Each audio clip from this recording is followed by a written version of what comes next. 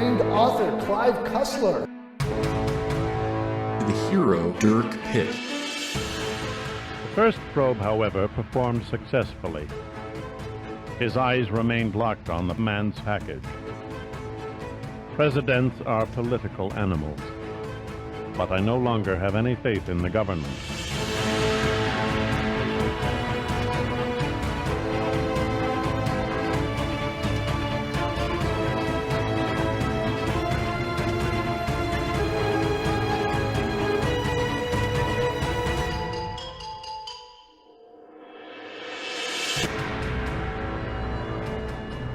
Cyclops.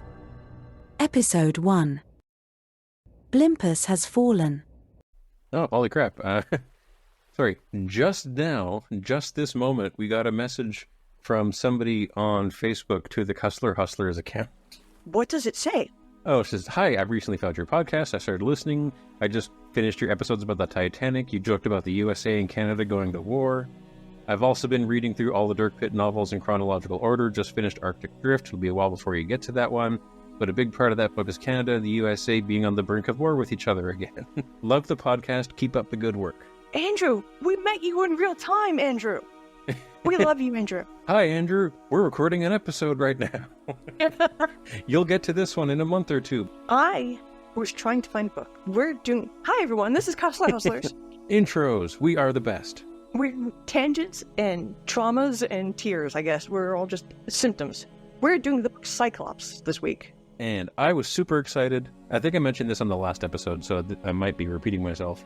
Halfway through the prologue for this, it all snapped into place. I remember reading this when I was a kid on a camping trip. And every now and then something happened in the story and I go, I remember that part too. Prologue.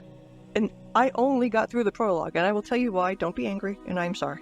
It was such a trip down memory lane. I drove to Brooklyn and Islip to where I was first in zeppelin hangars. So I did road trips for this. I went and looked to see, because it's such a part of Eastern Seaboard history. And it was a regular part of culture. Like, people talked about it all the time, even though they weren't common. Dirigibles and zeppelins and all that, airships, blimps. But there was so much infrastructure around where I grew up for it that this shoved me back into Brooklyn in 1985. I was hardcore nostalgia, being nostalgic. And I was trying to hunt down a book. It was a book called Dirigible Disasters for Children. And I remember this book, and it was something I read in my Catholic school library. Luckily, I have a sister that's older than me. We went to the same school, so I was talking to her about this book. And she said, no, that wasn't a book. That was a photo collection from the librarian, Mrs. Statman. So, rest in peace, Mrs. Statman. Had a book that she made of photos and newspaper cutouts, and she wrote articles to go along with them, and she had articles detailing lots of things, but times, dates, number of deaths, just the facts she would label. I checked out this book 100 times. It was so morbid. I loved this book. And it wasn't a book, it was just like her scrapbook? It was over 100 pages long. She had matte photos. This book would be $1 million right now. I would give anything for it. She had actual photos. She had, I guess this, for historical purposes, this was like original documents I was looking at 10. Damn. In my hands. Very cool. And that was just her morbid curiosity. She had a dirigible fascination as well. Something that you can't identify with at all. And the Goodyear blimp was in my town last week. Nice. It parked in Middletown. I could say that Middletown because everybody has a Middletown. But so I just got lost in the nostalgia of dirigibles. So to backtrack a second, are you saying you've only read the prologue? I've only read the prologue. I've also been jogging people around a lot. But yes, this would have a recording because I'm going to kill the chihuahua. All right, well, I guess in that case, we'll get through the prologue and I'll splice in our next recording. Now, I know this is going to be hard, but we have to put entendres aside for Cyclops. I know. Cyclops equals penis for a lot of people.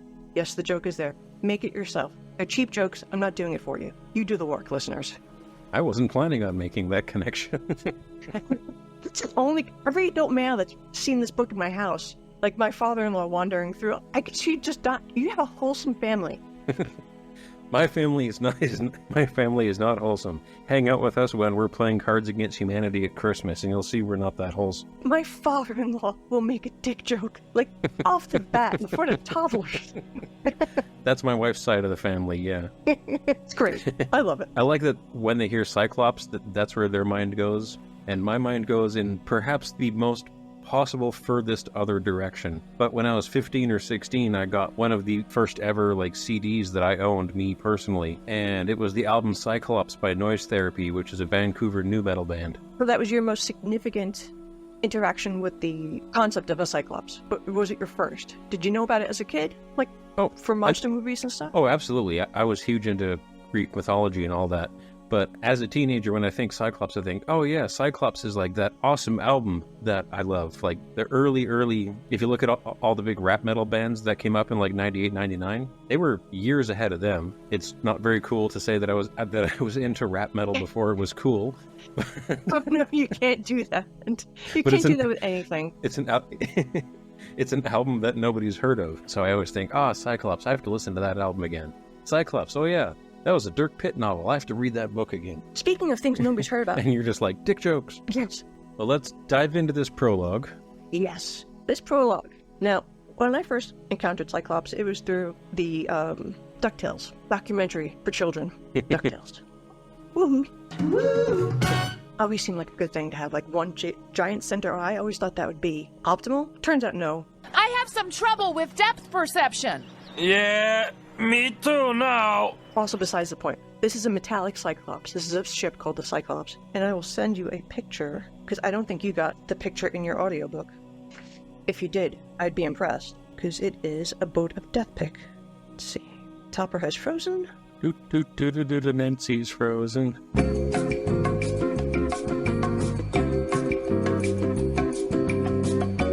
We've got Lieutenant John Church, who is old and gray at 29 years old. Let me set the scene. It's 1918 in the Caribbean Sea. This is the standard "it happened 100 years ago" prologue. And the very first line, at least in the audiobook, is, "The Cyclops had less than an hour to live." Which I love. He's doing the Tarantino before Tarantino was even a thought.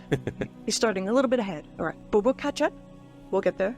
We have a pissed off Lieutenant John Church, who, as I've already established, is beyond the pale at 29. His hair has already gone gray. This is an old man on his final sea voyage. Not because he's old, but because of doom. And he's on the Cyclops, and he's musing that the Cyclops is the strangest vessel he's ever been on. They've had a big case of BBL on this ship. Big bad luck. They've had Brazilian butt lift? That's a very dangerous surgery. Don't do those. They've had a man go overboard, and he was eaten by the propellers. They've had a collision with a cruise liner. They nearly ran ashore, and a minor mutiny and malcontent crew. Yeah. I do posit a malcontent crew on a sea vessel is like a malcontent crew at a carnival. It's kind of understood. That's the way it's got to be. Not enough rum, clearly, because they're sailing to Miami from Brazil by way of Barbados. Come on. Oh, yeah, and they're still sweating. So if you can still feel the heat, they are not rummed enough.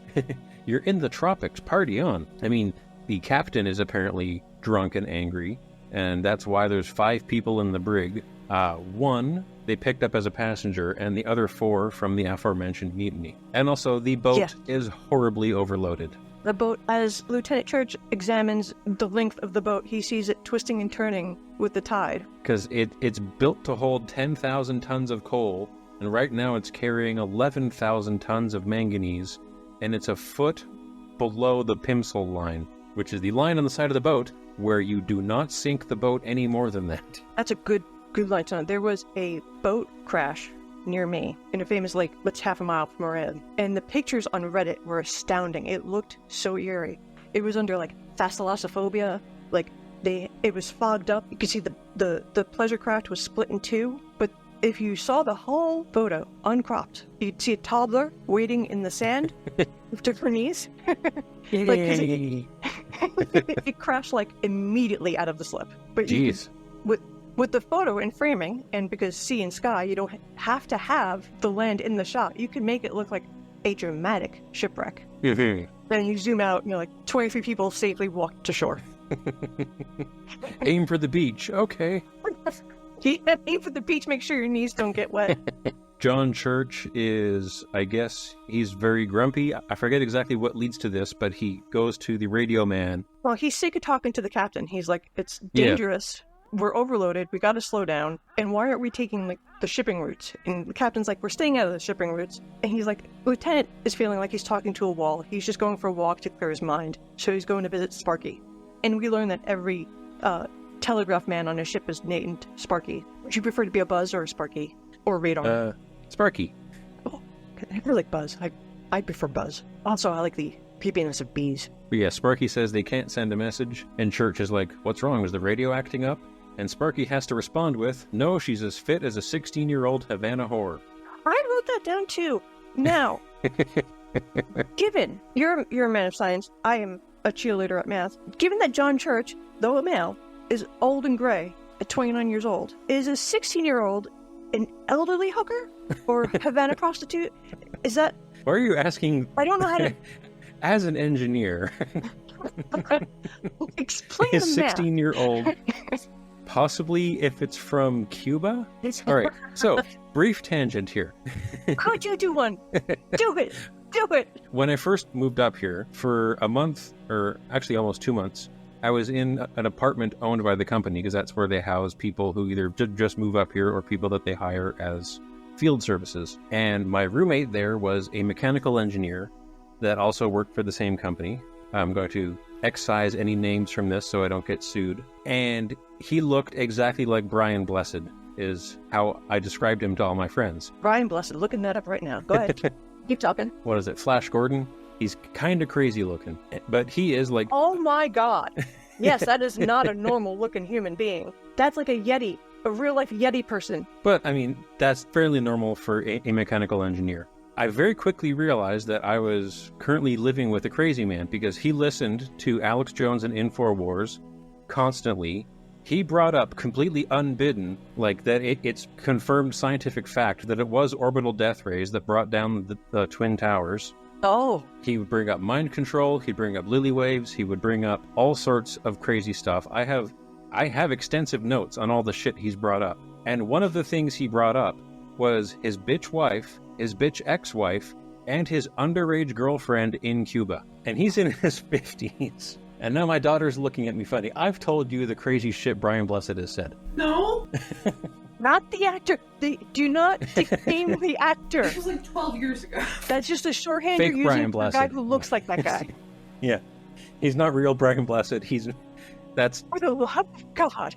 I don't know what rules are. There's laws down here. You can't just defame I don't even remember what his real name was. actors like you do. But it's wild that he is like an accredited mechanical engineer who did good work for our company and believed and said all this crazy shit. Good times. What year was that? That would have been 12 years ago, so 2012. Okay. Because he didn't move to New York. And that was the first time I'd ever heard of Alex Jones, was this guy, and he kept trying to get me to listen to Alex Jones. What an entry.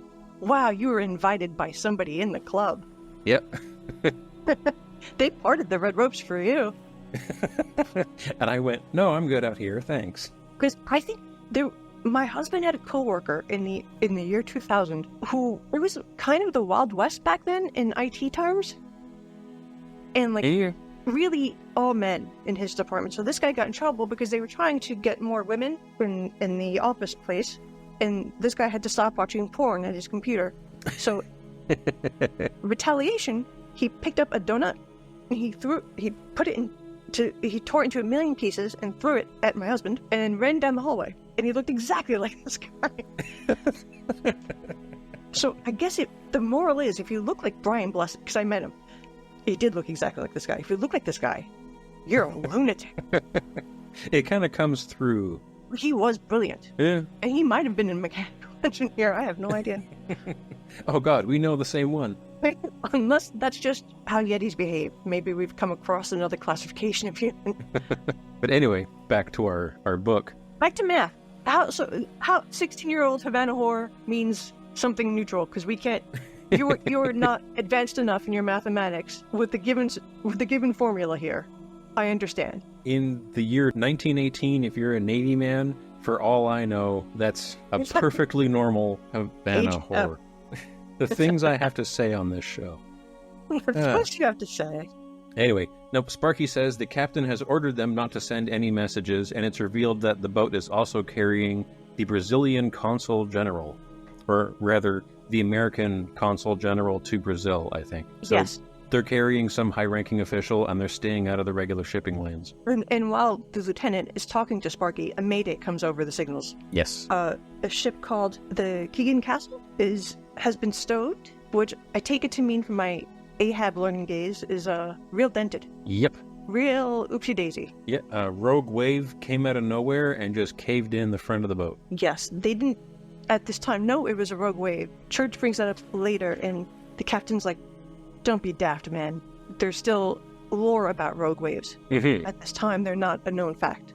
Even when Clive Cussler was writing this, they were sea lore and not fact. There's lots of evidence and lots of reports, but it's never been, like, properly observed and documented and, like, researched, because it's a rogue wave. It just kind of appears in the middle of nowhere when apparently you get the exact convergence of energy waves coming from different directions to all hit and make a fun focal point and create some huge standing wave and just like fire it off in a random direction. It's a random thing. It must be, well, I guess it's the last thing you see, but if you do see it, it has to be, all the power of the world. It has to be terrifying.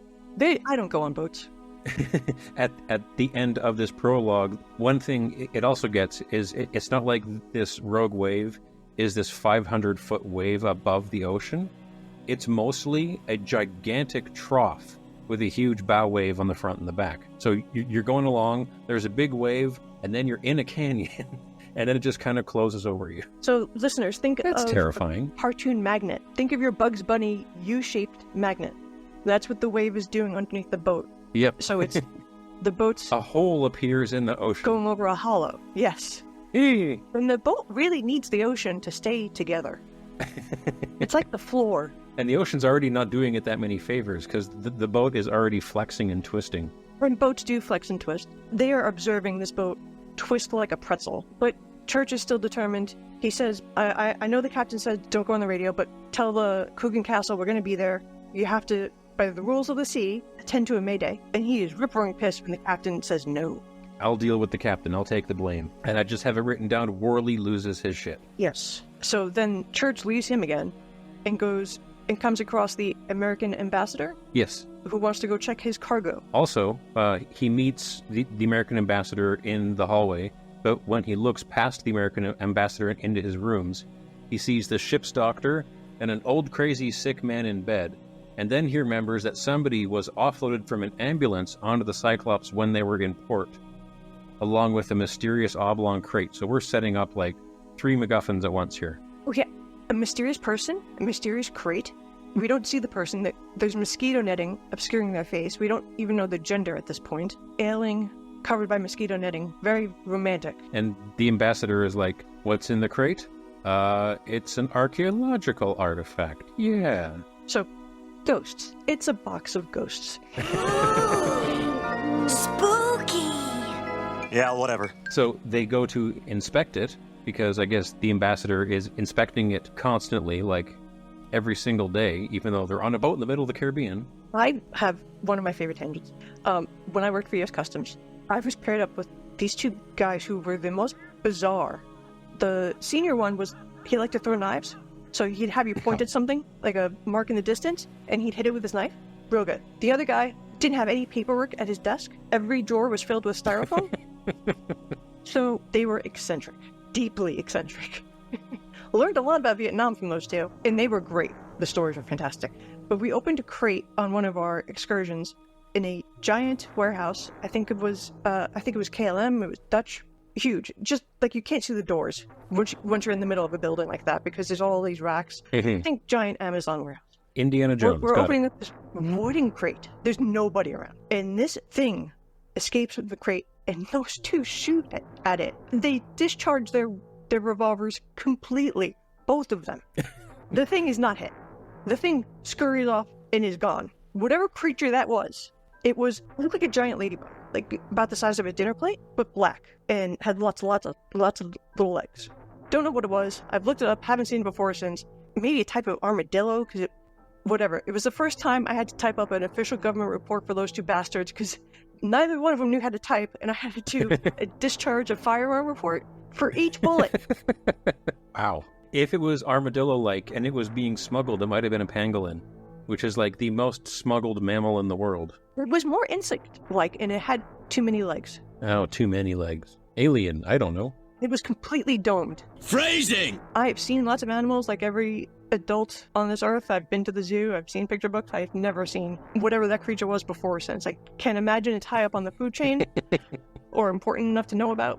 I know that for two guys that said they were in the shit in Vietnam, they couldn't shoot straight for anything. They were scared. So was I. I was screaming. Like, I thought I was going to die. Well, let me just send you a picture here and say, did it look anything like this? I was like, this guy could throw a knife. You put an X at a tree a mile away. That guy can hit it. You put a little bit of panic in there. Nobody's hitting anything. Let's see this picture. Oh, yeah, that was it. That was it. Oh my God. What is this? That is a giant isopod. They are found in the bottom of the Atlantic. They can live almost everywhere, and they're just like, imagine a 20-pound pill bug. How? I've been searching. People think I'm crazy when I describe this.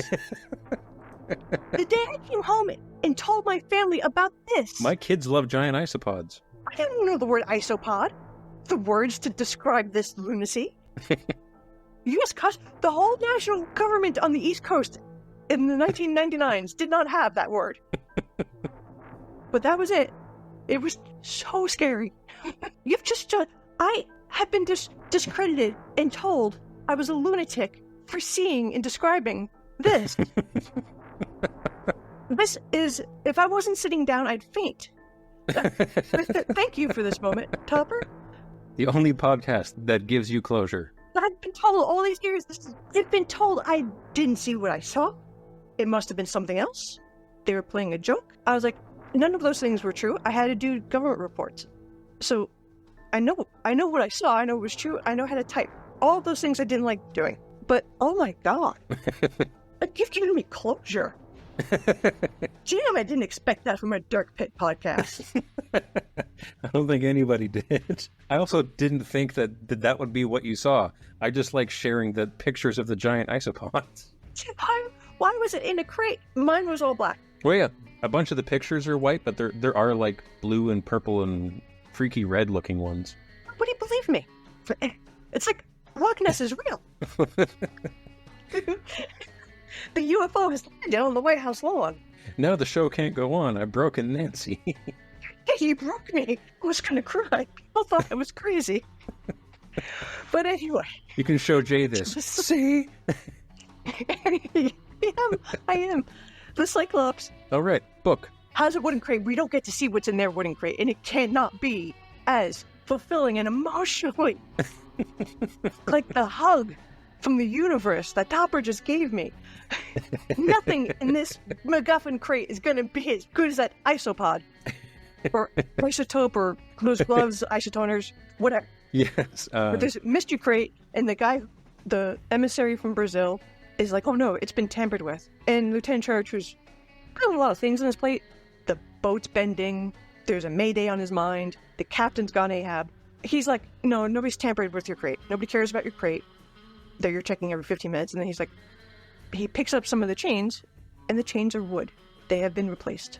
And then everything goes to hell, and the ship kind of lurches to the side, and then they see it. They see their own rogue wave coming at them. Yeah, there's a squishing. I was going to say, just before that, the ambassador has time to utter one word, Zenona, and then he is immediately killed by and I'm using the words in the book here, a South American Indian, which he identifies based on like the hair and the brow ridges.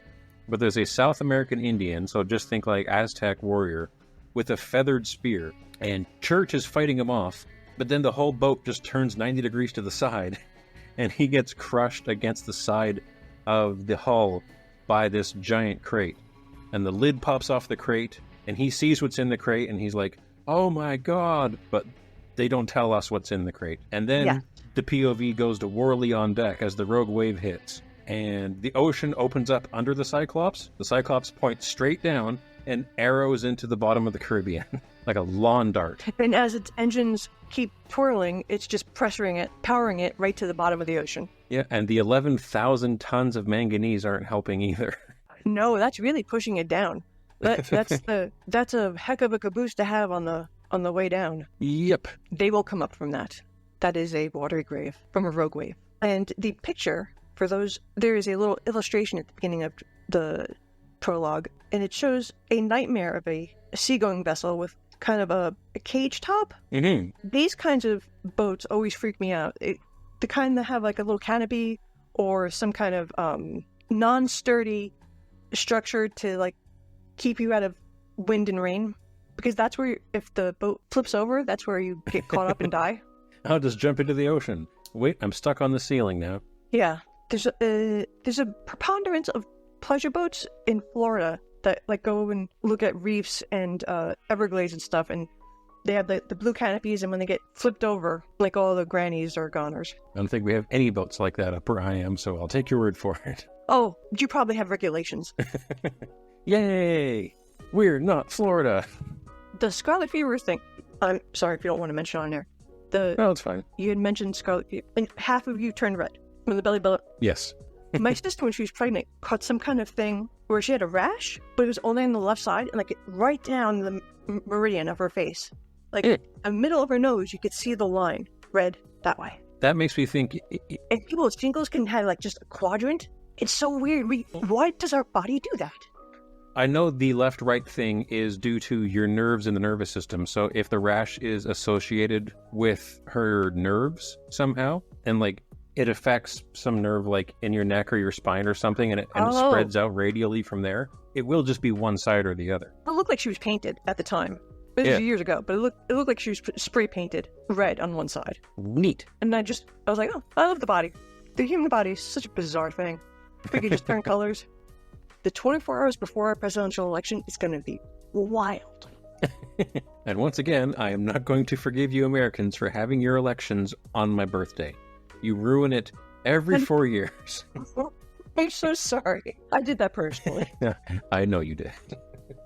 Okay, Cussler Hustlers. Yes. Episode 1, Part 2. I am back and prepared this time. My apologies, dear listeners, to all of you. At the start of the last episode, I had a disclaimer that we're going back to every 2 weeks, just because right now, getting an episode done every week is nearly impossible, and I hate missing a week. So now if we're scheduled for every 2 weeks, we can take our time. I can do more fun stuff with music and editing, hopefully. And our schedules are crazy, so... Our schedules are crazy. I might just not be here next week. I might have to go on a trip down south for the government, and I'm not going to find out until the day before it happens, so... Well, at least it's not like those astronauts who were like, yeah, they're trained, but they thought they were going on a 3-day tour. Yeah, they're going to be up there for months. Woo, vacation. We get to vote from space. Yeah. And, listeners, that's because there's space law, and that will come up later. It will. I'm not sure how far we're going to get today, but diving into Cyclops, book number 8, part 1, The Prospertier, chapter 1, October 10th, 1989, Key West, Florida, which makes this 2 months after the end of Deep Six. I like the date, 10-10-8-9. It's kind of like, he was having a little fun with it. The spectruminess of it, I like it. The first paragraph of this book is all blimp measurements. It is blimp dork out. I have written down horny blimp description. All the specs you want on a blimp. We can go through it right now, but we're not going to. If you want to know blimp specs, they're out there. Google it. Riveted aluminum gas-tight envelope. I knew it. I knew it. What else? No, that's all I wrote down. Rigid frame. Hot. It was dewy in the morning sunrise. Originally, blimps were made of lambskin, and it caused condom shortages in World War I. How many goddamn lambs would that take? Lamb and cow intestines, they were just held together with water. If you moisten them, they join, and you don't need to seam, you don't need glue or anything. You don't need to sew, nothing. But it's extremely laborious. I was gonna say, well, that's vaguely upsetting. Because you can't have it wrinkled. Mm-hmm. All the pictures you see of blimps are big skin bags. Giant football. But if we open up after the blimp measurements, all of the blimp measurements, we find out that this is a derelict blimp that was just sitting on a property that was waiting for a millionaire to walk past. And it happened.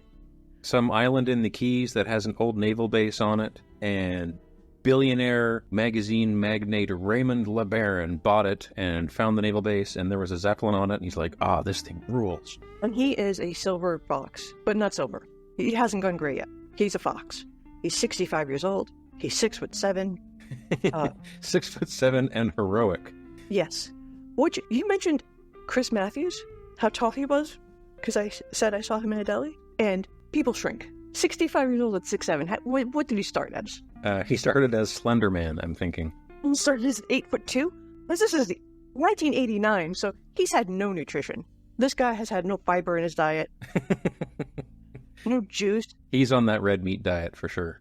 Yeah, just cheese, beer, since he can chew, right? And just when I thought Raymond LeBaron was a sweet name, we meet his business partner, Buck Caesar. Yeah, that sounds like a guy who owns a strip club and that's an even better name. Has killed people.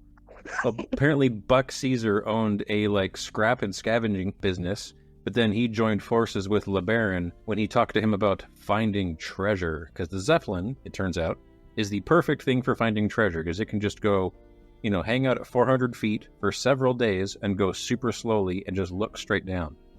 It beats airplanes, it beats hot air balloons. It's great.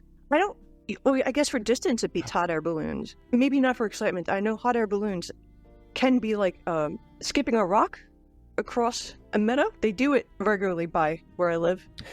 And boy, are you taking your life in your hands.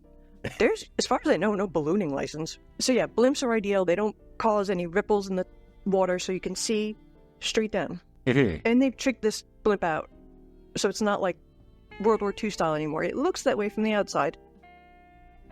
It's what do the kids call that look when it's rustic on the outside but technologically advanced on the inside? Cyberpunk, or no, that's not it. That is not. I am feeling very old. I have no idea, but I know that is something that Clive likes, because there was the naval boat that just looked like a shitty transport that had all the high-tech stuff in Mediterranean caper, and they've had all sorts of vehicles that look scungy on the outside, but all the latest supercomputers on the inside. And I respect that, and I've fallen into lowrider culture this week, as a near 50 suburban white woman often does. The concept of a car looking whack and then having all of the high-tech stuff on the inside, it's magnificent. Works of art. That is cool, yeah. It's not for everyone. Some people like to, have luxury outside and inside, but this treasure of a blimp is meant for seeking treasure. So they've outfitted it accordingly with computers that do work analyzing things underwater. Underwater? What's that doing in a book like this? But they have...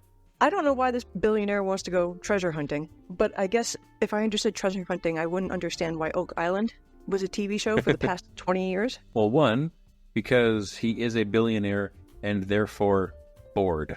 There is some background as to how easily distracted he is. Like, he got his zeppelin and he was just having the time of his life bombing around in his zeppelin, and then he got bored with it, and that's when Buck Caesar was like, how about we use this to find treasure? And now he's excited for treasure now. My husband just left the house, I can tell you something. I have ulcers and stuff. I have pre-scurvy. Woo! I had to take a month of antibiotics because I've been avoiding vegetables. I'm so committed to Clive Cussler. I'm getting nautical diseases from the 17th century. Is this because you were on steroids for a month, too? Yeah, my appetite went out the window. Ah, jeez. So I have pre-scurvy. It's really kicking my ass. Your doctor was like, what the fuck? Look, if my podcast is killing you, you can stop. Jay is always like, you're not eating healthy enough, so I had to wait for him to leave. Well, thank God he doesn't listen. Wait, I'll show you the pills. Hold on. Oh, Lord. I don't have anything for scale, but it is about... That's a horse pill? Yeah, 3/4 of an inch long. I've got a month's worth. So is it just vitamin C or what? No, it actually becomes an infection. Ooh. So, because it just knocks down all your defenses. So yes, I have supplements and other things to fix the ailments, but this is for the underlying. While the defenses are down, other enemies came in and gave me the skin infections and stuff, which is why I look like a pirate. Arr, Again, my commitment to this she's scurvy, folks. podcast is never ending. So anyway, Raymond and Buck and their pilot Joe get on the Prospertier and take off, and we get a surprising amount of introduction for Raymond's wife, who doesn't even get out of the limousine. Yes, I love that they're in a limousine because it's 1989. It's peak limo. Like limousines, Wall Street, greed. But limousines in actuality are just like the linoleum on the Titanic. Looks fancy, but it's bad. It's a just pain in the ass. Bad welds for rich people to like. I don't know. They just really need room to like spread their legs, cross their legs. Have bars in the limos. I said that my wife flew back from basically 2 weeks away, but on this final leg of her flight, she got to upgrade to first class. Never been in first class. How about right when she walks into the room, and she's like, get over it. Stephanie, what was first class like? She's like, I can cross my legs. They just bring you a cup of coffee. It's amazing. She's tall. She can cross her legs. Oh my God. Yeah, she's almost 6 foot. So Things she's seen. I thought, she's over 6 foot. She's about 6 foot. Well, she's over 6 foot if she's wearing her listen to me shoes. Your family will. That's why you had so many kids, to genetically dominate us all in the future, right? Possibly. Because my son is my size. My daughter is, I think, like a 1/4 inch taller than Steph now, which drives her. No, it's fine. No, she's not taller. Sorry, sweetie. Didn't mean to imply that. And my youngest has apparently gotten all the small genes from our side of the family. It's always somebody who has to correct the bell curve. And our publishing magnate here is 6'7", and how tall are you again? You're 6'8"? 6'4". 6'4". Oh, thank God. Because I was going to say, 6'7" is too tall to be handsome. Anything over 6'6", you become like a vegetarian. You become that person that nobody can go out to dinner with anymore. You can't get in the car with them. Spaces become limited. Vehicles become like the whole world shrinks. Cussler just missed the mark. Yes, we meet Raymond's wife, Jessie. Yes, who is a hottie, a smoke show, with past 50, but she doesn't look a day older than 30-something. 37, yeah. 30, yes, he did have a hard number on that. I look at people and I'm like, oh, they're in their 40s, they're in their 30s. Maybe I can guess. Cussler is like, looks at a broad and goes, she's 32 and a half, 125 pounds. She's had 2 sexual partners. She's described as vibrant and bouncy, heavy but firm, and with large eyes that weren't the usual vapid of a wealthy man's wife. So some odd backhanded compliments on this one. Oh, they don't end there. Well, she gets a bunch of backhanded appreciation. But anyway, this chapter ends with the ground crew is playing volleyball. Raymond reports in every 30 minutes like clockwork. But at 2 p.m., no reports. And at 6 p.m., the crew chief calls the Coast Guard. And this chapter ends with the least subtle sentence of all time. What no one knew was that everyone had vanished in a mystery that went beyond treasure hunt. Yes, up until that sentence, though, he was rather poetic. Boy, I want somebody to write about, hey, knock it off. I want somebody to write about me the way Clive writes about blimps. Because he lovingly described this blimp for paragraphs. Very rich vocabulary, like deep hues, like you felt it. It was there. He wrote that wonderfully. And then, there at the end, he whiffs it. He's like, yeah, they're missing, vanished. Well, you know he has all of those, like, manuals open on his desk, like centerfolds and stuff. Yeah, he was just like, love note, love note, love note. Then the plot point, they just vanished. Get on with it. As usual, we don't get to Dirk Pitt for a long-ass time, because Chapter 2 and 3 is all about the president.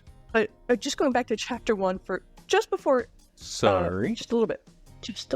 Jessie LeBaron looks 37, but is 50, and she shares the love of outdoors with her husband entirely. Except her love of the outdoors is she doesn't share like the blimp living part, nor the hiking, nor the sailing. She likes to hold dinner parties, but other than that, she loves outdoor adventuring.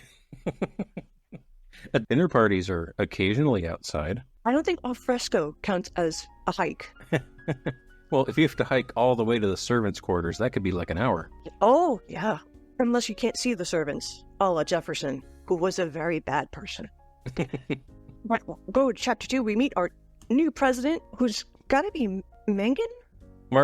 Megan? He had his brain fried too, but we're just not going to address that. Yeah. In the last book, he was abducted along with the president. And he spent the entire book in a tube until the last chapter. But that's fine, apparently. This president is golfing and he's reflecting on The old president. The old president had to retire suddenly because of a mental illness, and he's still respected as he retired out to New Mexico. How is he still respected? He pulled some crazy shit on his way out. Yeah, he cooed Washington and, like, disbanded NATO and all sorts of shit. Like, people died in the street of D.C. It was only a week, though, so I assumed that they, reversed all of his crazy decisions. At some point in the past, I would have said, people won't forget a coup.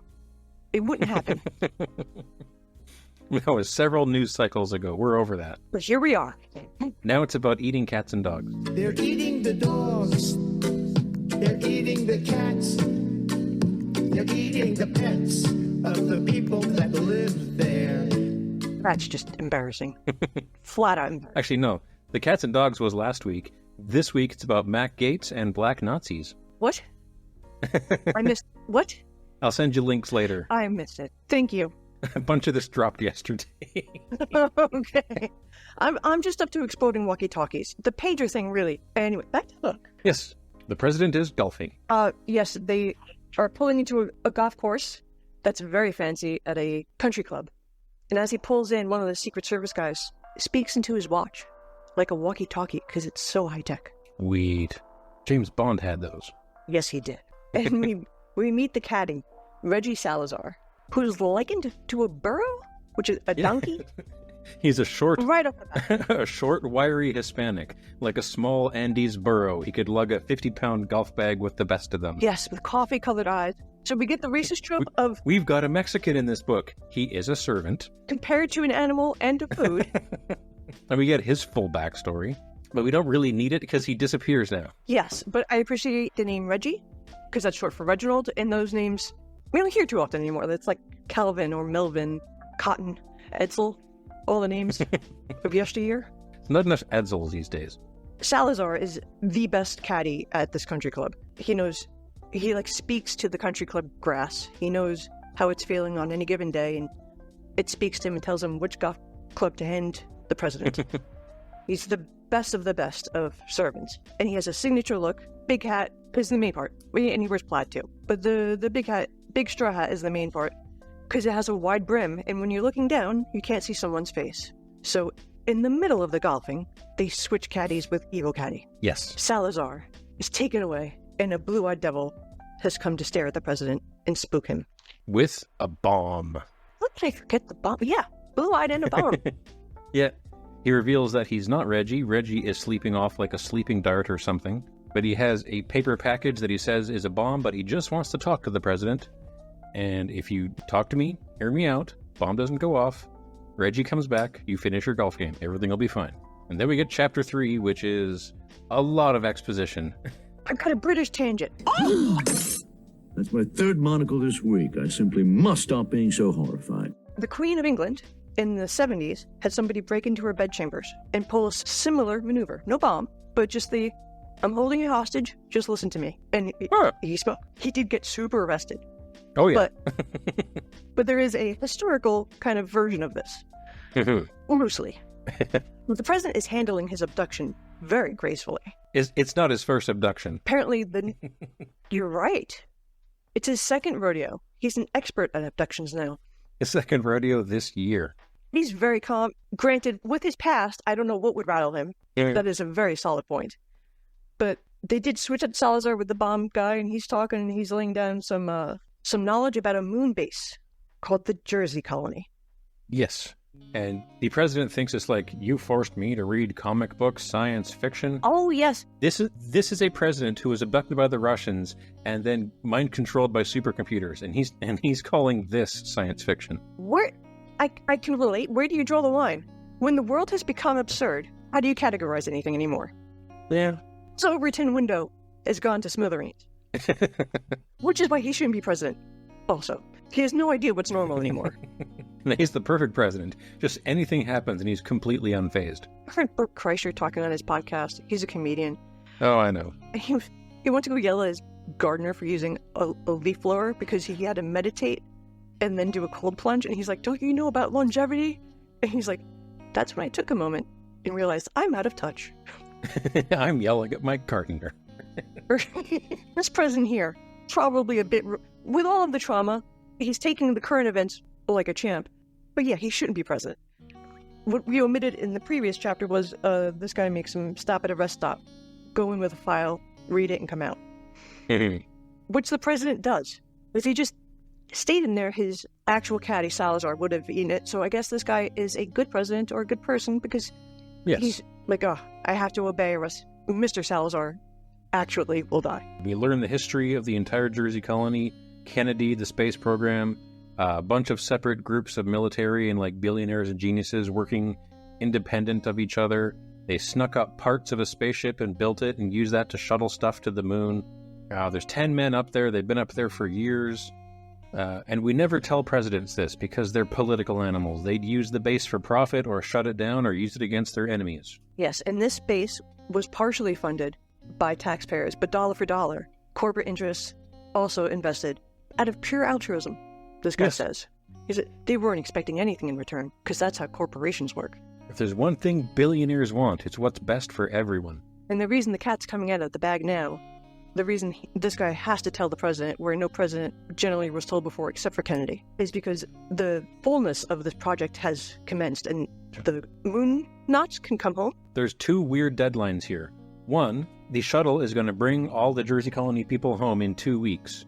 But two, in 1 week, the Russians are launching a manned lunar rover 6 times the size of ours, and Raymond LeBaron is one of the founders of the Jersey colony, and they have satellite photos of the Prospertier in Cuba. If it's in Cuba, then the Russians know about the moon base, and the Russians are going to take over the moon base before we can bring our people home, and there's a whole bunch of stuff happening. Yes. I think that's what it is. I'm trying to sum it up quickly. This guy is saying that there's mountains of scientific things that have been discovered that will change humanity, and we have to get those back. Those findings, those reports can't be in the hands of the Russians. Mm-hmm. And they've established that they can have a colony on the moon. Not really. He had 10 guys on the moon for 6 years. I don't know what constitutes a colony, but it's not 10 men. Yeah, I mean, well, yeah. Right. You're not going to multiply.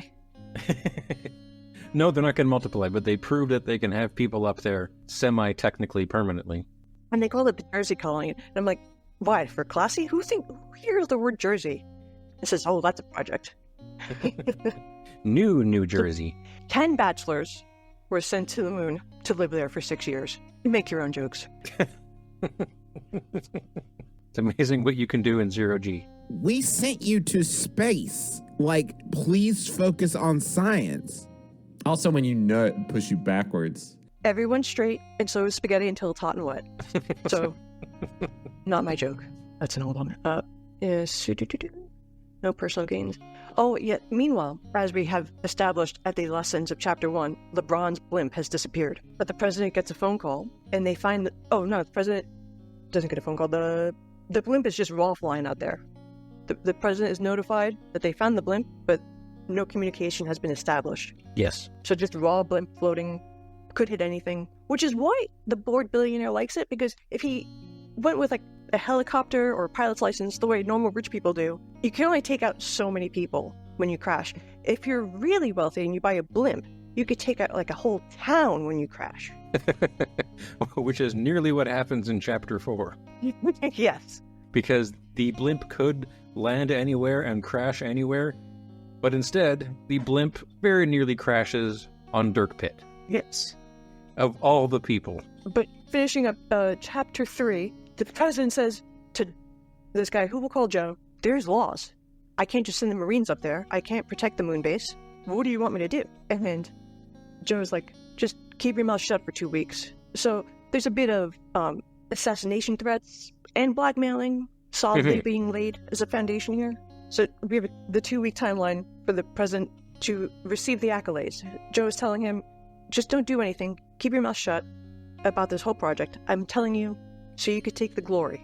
It's a gift. Just take it. Yep. And then he vanishes. And that's when we collide into Dirk Pitt in Chapter 4, because he's in some kind of boat race. Yeah. He's in a sailboard race off the coast of Miami, and there's a lot of very horny descriptions of the sailboard as well. Pictures of it. Yes. And even though Dirk is like 38 and old and everybody else in this race is like 22 and hot. He's in third place. So he's like, I'm doing pretty good. Well, you do know aesthetics knock you up in every category of athleticism. Oh, they yeah. give you extra points just for hotness. I'm told. He's just about to win when a blimp appears out of nowhere and tries to kill him, so he immediately turns on, like, action mode.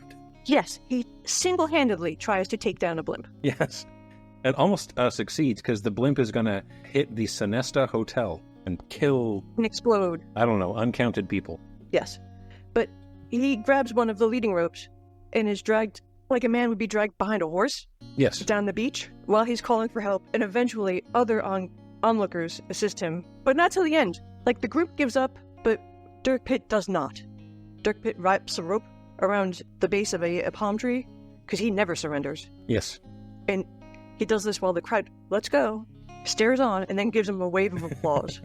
And the propellers miss the hotel by inches. Yes. Damn, he's good. But he goes into the gondola of the blimp to turn it off, which is quick thinking. I think I saw a PSA about that once. If you see a car that's just gone off the road, help the driver, but turn the car off. Solid advice. And we get the amazing sentence of, the hot, humid atmosphere was heavy with morbid eeriness. It's a bit of a on-the-nose description. Hat in a hat there, buddy. That one needed a few more tries.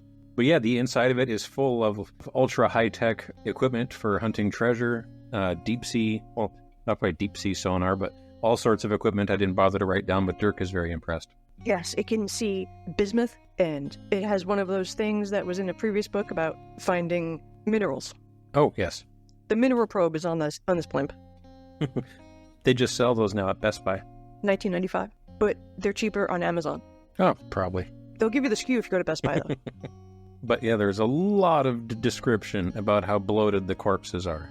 Just a lot.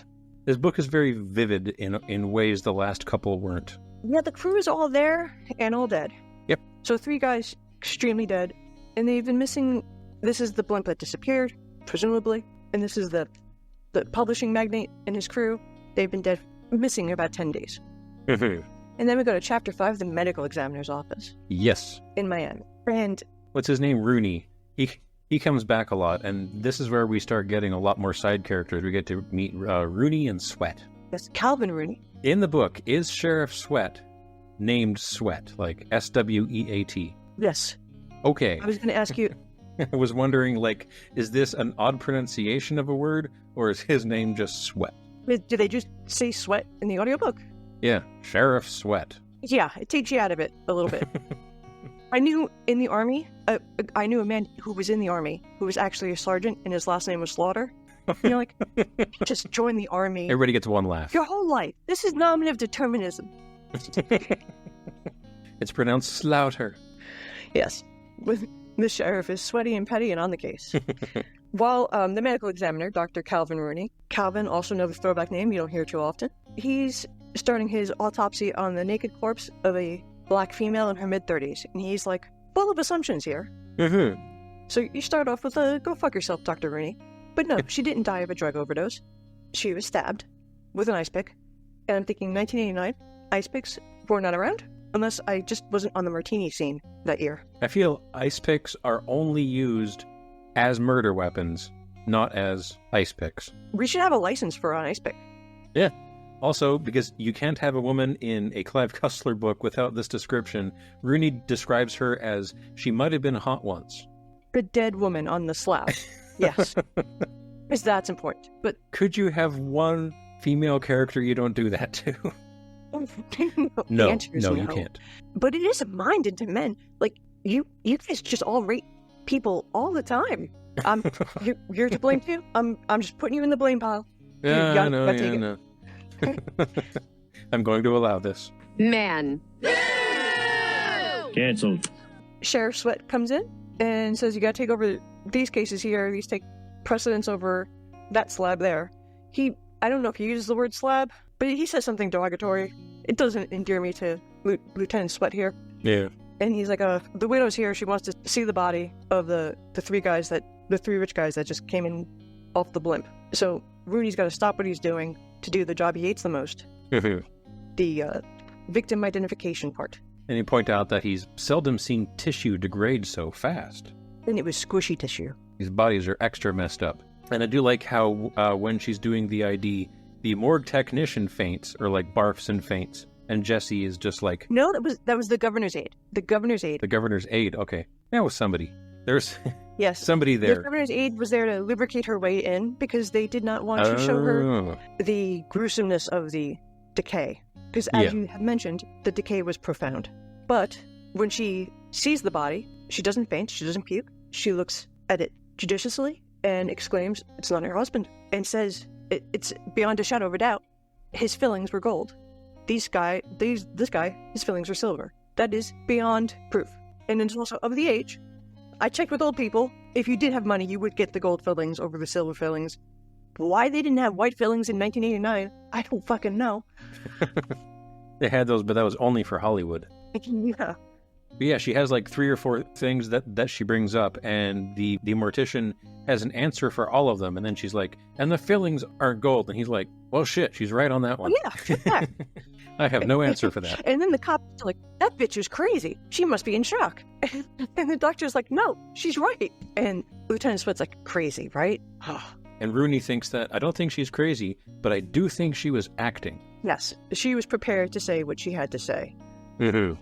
And he knows this because he worked with some guy who interned as a jeweler to put himself through medical school, which is a lot like saying, I know this because my cousin saw it. Sure, buddy. But the watch was phony.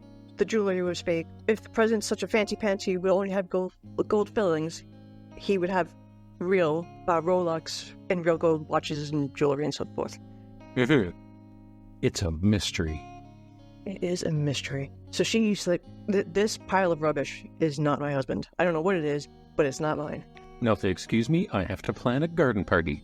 Yes. And then we meet Detective Lieutenant Harry Victor, who's got a toupee, and he pushes his glasses up the way I do, and I push my hair back.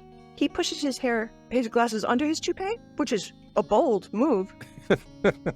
Clearly not a man who cares, but he cares enough to have a toupee. I'm very confused. Is he also described as, I mean, they didn't have this word back then, obviously, but extremely neurodivergent? Yes. He's fussy, he's fastidious, his desk is insanely clean, he's detail-oriented, he weirds out all the other detectives. He doesn't care, like, if any of his investigations results in a conviction, he just wants to solve the mystery. Which is clearly neurodivergent for a police officer. I think the U.S. executed a known innocent man yesterday. Oh. Congratulations. Happy drill. America. America. Fuck yeah. And now we get our horny description of Dirk. Victor has a witness interview shortly. The witness has arrived, so he does the stalling tactic of picking up the phone and just murmuring on the phone so he can look over the witness on the down low. And as he's doing this, the witness comes in, sits next to him. He's about 6'3", 185 pounds, black hair. You kind of close, you're like, I kind of see where this is going. Blue coat, yellow shirt, white pants. I write down, madman, Dirk. What is he wearing? Miami in the 80s? That sounds about right. Oh, yeah, that is like right. Don Johnson, Miami Heat, Miami Ice, and Pitt's there to drop a helium balloon. Yeah, because he is one of the witnesses to the disaster on the beach. And as just explained what he saw, he tells that to the Lieutenant Victor. And he also tells Lieutenant Victor, you're a banana, because I could tell you're not on the phone. Yeah. He points out that he's just as observant as Victor. He's like, you know, we have those exact same phones at my government office, and you have to actually hit the button there to get a line out. So I know you're not talking to anyone. And Victor's like, ooh, he's good. I would crawl up and die. If I pulled a stunt like that and got caught, I would die. Just of shame. I'm all swing for the fences. Swing for the fences, but sometimes you have to die of mortification, even if you're neurodivergent. This is the equivalent of whenever Dirk is like, has a first meeting with somebody in one of these books and they're getting off on the wrong foot and they're arguing and they hate each other. But then they shake hands and Dirk's like, oh, he has a strong handshake. I misjudged him. He's a good man. Yes. Clearly a man of character. Firm handshake. This is the mental handshake they have. They're like, all right, this other person is like on my level. I can respect you. And you learn Dirk's middle name. Eric, which is so bland. Yeah. I would figure like Marmite or something. Just out of the blue. Wonder if Eric's his second kid. Oh, like Trump? Oh, depressing. But Yeesh. the fact that Victor's looking for any clues about this blimp disaster. There's 3 dead bodies in his morgue. He wants to find out what happened to them because he wants to find out what happened to them. It's a mystery. He's got to solve it. And not for the sake of it, most police officers or most people don't want to do the work. Everything's labor management, right? Everything's a labor issue. Most people want the files off their desk. This guy, he wants to solve the mystery for justice. Later on, Lieutenant Sweat and Dr. Rooney meet up and go for a boat ride, which scares the hell out of Dr. Rooney, so they get drunk. At the end of chapter 6, when you said that he drops a helium balloon or a helium bomb on Victor here, it's because he points out that the zeppelin would have leaked out after 2 weeks. Oh, yeah. Which means it wasn't just wandering around for 2 weeks and then crashed back into Florida. It had to have landed somewhere, got reinflated with 200,000 cubic feet of helium, piloted to Miami, and then bailed out because like the winds are going the wrong direction. It could only have gotten there if somebody piloted it 90% of the way. Yes, maintenance heavy. These things are maintenance heavy. Cybertruck. Wowzers trousers. That's good to know because Lieutenant Sweat did not know that. And now we all know it. And all of us will drop that knowledge at our next dinner party. But our next dinner party will be the next podcast because this is a parasocial entertainment vehicle. Money, please. So let's go on to Chapter 7, where Sweat and Dr. Rooney are drunken on a boat. They're on Sweat's fishing boat, the Southern Comfort. They find out the feds went in and they got a phone call, they find out the feds went in and took everything. Yep. And they're a little upset. The damn feds took them. Also, Harry Victor says that the feds ransacked his desk and took all of his files. But Dr. Rooney is like, they can't take everything, because some stuff I didn't write down, it's in my head, and I'm drunk enough to tell you. So he slurs out, these people were Swanson dinners. They were frozen for at least 2 to 3 years before they were put in that hot air balloon, or put in the zeppelin. That fact was so wild, I couldn't possibly have thrown that in the report. And I'm like, that seems like a really important thing to throw into the report. Seems like something you really, like, that does that. People do get frozen. Yeah. They make freezers body-sized. Not for the same reason. It just happens to work out that way. Reading that part once again reminded me, because I'm getting all these flashes of when I first read this book when I was a kid. And I thought, wait a minute, those people were frozen. And because we just had all this talk of the Jersey colony, and because I was a kid and kind of stupid, I assumed that the blimp went to space. And they got frozen. And I remember thinking that as a kid. I looked up for the purposes of this podcast. No, that's a lie. I had someone else look up space law. Yes, we have a staff here at Cussler Enterprises. There's space law, and the U.S. has not signed it. So fuck the moon, we can do anything we want to it. If you're sitting there thinking, you can't just do whatever you want to the moon, there's a moon treaty. There's space law. There is such a thing as space law. That was something I wrote down, earlier, and we just skipped over because I didn't think it was important. But yeah, as per the real-life 1967 Outer Space Treaty, no country can claim the moon, and all countries have equal right to it. Did the U.S. not sign that? Not at all. Huh. We did a thing that we do all the time. We supported it. Didn't sign it. Like the Geneva Convention. You can all sign it. We'll be over here with our own better laws. We'll just reserve the right to do whatever the fuck we want and hurt a lot of people and capitalism in the future. Yay, America. So if you said that the garden party will be the next episode, should we stop here? Because chapter 8 is going to be a lot of talking. Yes, I also have to take a 9-year-old who got grades to Best Buy. No, GameStop. For video games. Video games. Oh, right. We're going to end it on chapter 7 with the frozen space bodies. Yes, and the drunken mortician. Swanson's corpses. Leaving out evidence. And a president who might be pickled in the brain department. We just won't worry about that yet. At least we know this president's name. It's Mangolin. It hasn't been written yet. I wonder if that's Clive's new custom, just not naming the president. Because he names previous administrations from real life. So, like, previous... Oh my god, the president in the last book without a name, the one that retired respectably to New Mexico, he must have been a Reagan stand-in. Ronald Reagan, the actor? I think I just had an epiphany. They took his brain, and they sent him off to the desert. Well, Reagan wasn't using it. They sent him off to a ranch in California. Here you go, Grandpa. Let's get you back to bed. Yes. So that's where we'll leave it, and have a great weekend. I hope your business trip works out the way you want it to. Do you want to go or not? It would be neat. I don't like getting zero notice. That bugs me. I find that's just more and more how the world works. Mm-hmm. Zero notice for anything. Like, Tuesday I have to go to Boston. I didn't know that yesterday. I found out this morning. A few years ago, I would need like a year or 6 months to plan a trip to Boston. I need a week to psych myself up for it. I've got to no, it just, things are just going to happen when they happen. Yep, just gotta roll with it. See you later. Have a wonderful weekend. Bye, everybody. Roadways in the Florida Keys and zeppelins in Miami. Hot beaches, frozen bodies, casino paradise, no hurry. All of this mystery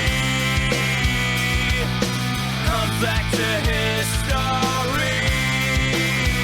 What's on the cyclops? What's on the cyclops? Dirt patch hasn't done much yet. The Martians are back again. There's billionaires on the moon, and then it says, "House follow." All of this mystery comes back to history. What's on the cyclops? What's on the cyclops? Let's wave the cyclops! Let's find the cyclops! What's this? His hands froze in midair and his mouth snapped shut as he found himself staring at the largest car he'd ever seen. The car was a veritable monster, measuring nearly 22 feet from bumper to bumper and weighing well over 3 tons. The hood and doors were silver gray, and the fenders a metallic maroon. A convertible, its top was completely hidden from view when folded down. The body lines were smooth and elegant in the grand manner, an example of flawless craftsmanship seldom equaled. This has been Cussler Hustlers. Your hosts have been Chopper and Nancy. Find us on Twitter and Instagram at Cussler Hustlers.